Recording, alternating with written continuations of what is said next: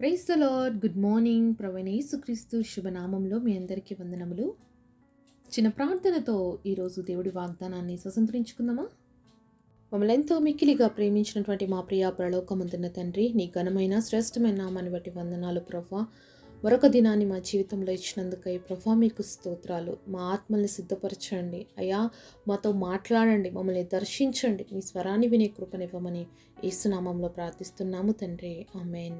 ఈరోజు దేవుని వాగ్దానము మత్తయి సువార్త 11వ అధ్యాయము 28వ వచనం. ప్రయాసపడి భారం మోస్తున్న సమస్త జనులారా నా ఎద్దుకు రండి, నేను మీకు విశ్రాంతి కలుగజేతును.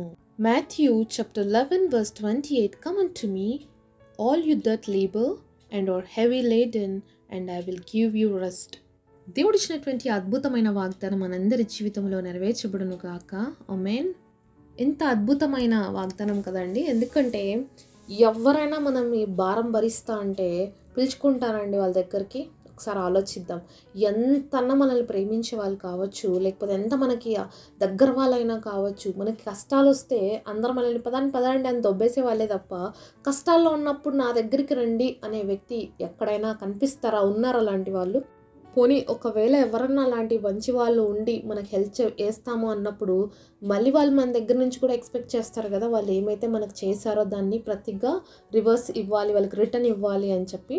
ఈరోజు మన దగ్గర నుంచి ఏమీ ఆశించకుండా, మరి ఏది కూడా మన దగ్గర నుంచి కావాలి అని ఎక్స్పెక్ట్ చేయకుండానే దేవుడు మనందరితో మాట్లాడుతున్నాడు. ప్రయాసపడి భారం మోస్తున్న సమస్త జనులారా అని దేవుడు మాట్లాడుతున్నాడండి. ఒక క్రైస్తవులారా, లేకపోతే యేసుప్రభుని నమ్ముకున్న వారులారా అని చెప్పలేదండి.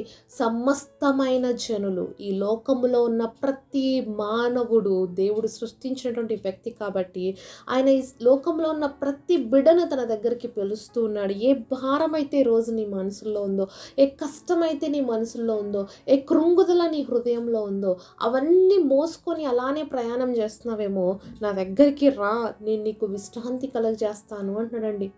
ఈరోజు అందరూ శారీరకంగా దానికంటే కూడా మానసికంగా ఎక్కువ అలసిపోతున్నారండి. అంతే కదండి. శరీరం అలసిపోతే మంచిగా చక్కగా నిద్ర వస్తుంది, కానీ మానసికంగా అలసిపోతే ఏమవుతుంది? నిద్ర కాస్త వెళ్ళిపోతుంది. నిద్ర రాకపోవడం వల్ల చాలా మంది ఈరోజు నిద్ర లేమితో బాధపడుతూ ఉన్నారు. అలాగే ఆ నిద్ర లేకపోవటం వల్ల రోగాలకి గురైపోతూ ఉన్నారు. సో ఈరోజు నీ భారం ఏదైతే ఉందో, నీ కష్టం ఏదైతే ఉందో, మరి నీ ఫిజికలే నీ మెంటలీ కూడా హీల్ చేయగలిగిన దేవుడు అండి యేసుప్రభు. కాబట్టి ఈరోజు నీ సమస్య ఏదైనా కావచ్చు, ఏ మానసికమైన ఒత్తిడితో నువ్వు బాధపడుతున్నావు, ఎవరికి చెప్పుకోలేని భారం నీ గుండెల్లో ఉందా, ఏ కష్టమైనా నువ్వు ఎవరితో షేర్ చేసుకోలేనటువంటి పరిస్థితి నీ జీవితంలో ఉందా, అయితే యేసయ్య దగ్గరికి రా. యేసయ్య దగ్గరికి వచ్చి నీ పరిస్థితి ఏదో ఆయనకు చెప్పు. తప్పకుండా ఈ పరిస్థితి నుంచి నేను బయటికి తీసుకురాగలిగినటువంటి శక్తివంతుడండి. మనందరికి తెలుసు బాగా ఏంటంటే, ఎడారిలో ఒక వంట మాత్రమే ప్రయాణించగలుగుతుంది చక్కగా. అయితే ఆ వంట చాలా బరువులు మోస్తూ వెళ్ళిన తర్వాత దానికి చేత అవ్వలేదనుకోండి, అదేం చేస్తుంది తెలుసా? వెంటనే మోకాళ్ళ మీదకి వచ్చేస్తుంది. ఎప్పుడైతే వంట మోకాళ్ళ మీదకి వస్తుందో దాని యజమానుడికి అర్థమైపోతుంది, ఓహో ఈ వంట ఇంకా మోయలేకపోతుంది బరువు, కాబట్టి దీనికి బరువు తీసేయాలి అని చెప్పి ఆ బరువు తీయడమో తగ్గించడమో ఏదో ఒకటి చేస్తాడనమాట వాళ్ళ యొక్క యజమానుడు. అంతేకాకుండా మరి ప్రయాణం కూడా కొంచెం సేపు ఆపేసి దానికి విశ్రాంతి అవసరమని మరి ఆ యొక్క యజమానుడు గ్రహిస్తాడు. ఒక వంట నడిపేటువంటి యజమానుడికి ఆ వంట పట్ల అంత చింత, అంత భారం ఉన్నప్పుడు మరి సృష్టికర్త అయిన దేవుడు, నిన్ను నన్ను సృష్టించిన దేవుడు మరి మన పట్ల ఎంత భారం కలిగి బాధ్యత కలిగి మనం చూస్తూ ఉంటాడండి. మరి ఎప్పుడైతే వంట మోకరించిందో అప్పుడు తెలుసుకోగలిగాడు. ఒకవేళ అది నడుచుకుంటూ వెళ్ళిపోతే ఆ యజమానుడికి అర్థమయ్యేది కాదు.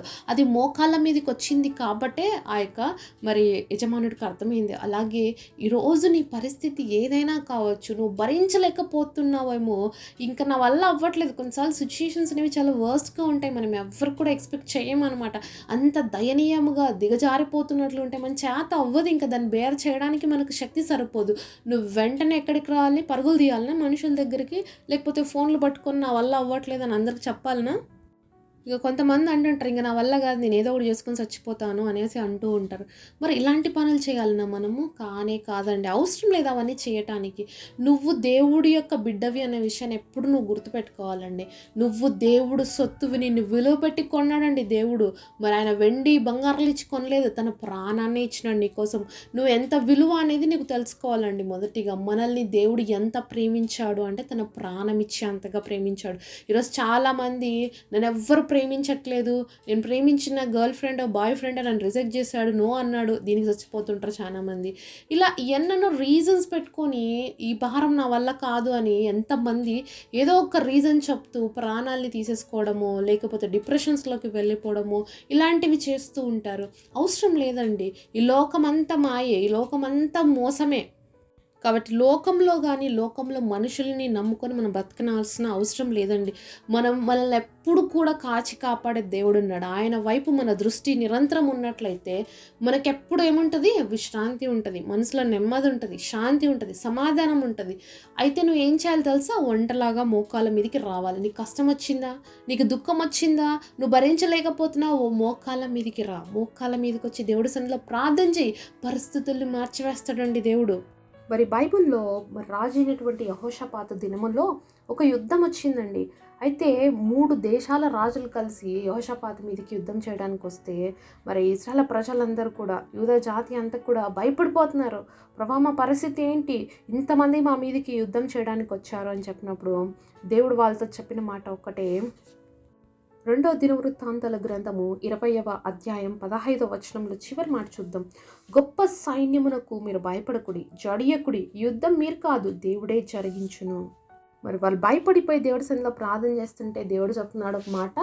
మరి మీరు ఆ సైన్యం చూసి భయపడుతున్నారా? భయపడకండి, నేను ఉన్నాను మీతో. మీరు కాదు యుద్ధం చేసేది, రేపు నేనే మీతో యుద్ధం చేస్తాను అని వాళ్ళకి చెప్పాడండి. అలాగే మనము 22వ వచనం చూద్దాం ఇదే అధ్యాయంలో. వారు పాడుటకును స్తుతించుటకు మొదలు పెట్టగా యెహోవా యూదా వారి మీదకి వచ్చిన అమోనీయుల మీద, మేయోబుల మీద, శేయరు మాన్యవాసుల మీద మాటుగాండ్లను పెట్టను కనుక వారు హతులైరి. మరి ఇక్కడ ఉన్నటువంటి యూదా ప్రజలు ఏం చేస్తున్నారంట? పాటలు పాడుతున్నారంట. దేవుని స్తుతించడం మొదలు పెడితే ఆటోమేటిక్గా మాటుగ్రాండ్లు వాళ్ళ మీద పడి మరి వాళ్ళందరినీ చంపేస్తున్నారని చూస్తున్నాం. అంతేకాకుండా 23వ వచనంలో చివరి భాగం చూసినట్లయితే, తర్వాత తమలో ఒకరినొకరు చంపుకొనుటకు మొదలుపెట్టిరి. మరి ఇంకొకటి ఏం విచిత్రం చూస్తున్నామంటే, మరి చంపుకుంటున్నారు ఒకరినొకరు. అంతకుముందేమో మాటుగాలంటే కనిపెట్టుకొని ఉంటారనమాట ఒకరినొకరు చంపడానికి. అలా కొంతమందిని చంపేసుకున్నారు. ఇప్పుడేమైపోయిందంటే ఆ 3 దేశస్థ యొక్క రాజుల సైన్యం అంతా కూడా ఒకరినొకరు చంపుకోవడం మొదలుపెట్టిందనమాట. మరి సాధ్యమంటారా? ఇది జరుగుతుందా ఎక్కడైనా? మరి 3 దేశపు రాజులు వచ్చేసారు యెహోషాపాతు మీదికి గొడవ పెట్టుకోవడానికి, ఆ దేశాన్ని నాశనం చేయడానికి. అయితే ఈ ముగ్గురు చంపుకుంటున్నారు అంటే ఎవరు వారితో యుద్ధం చేస్తున్నారండి? దేవుడు ఉన్నాడు వాళ్ళ పక్షంగా. ఎవరి పక్షముగా? యెహోషాపాతు అలాగే యూదా జాతి పక్షంగా. మళ్ళీ పైన చదివాం కదా, ప్రజలు ఏం చేస్తున్నారు? యుద్ధం చేస్తున్నారా? లేదు, వాళ్ళు పాటలు పాడుతున్నారు, దేవుని స్తుతిస్తున్నారు.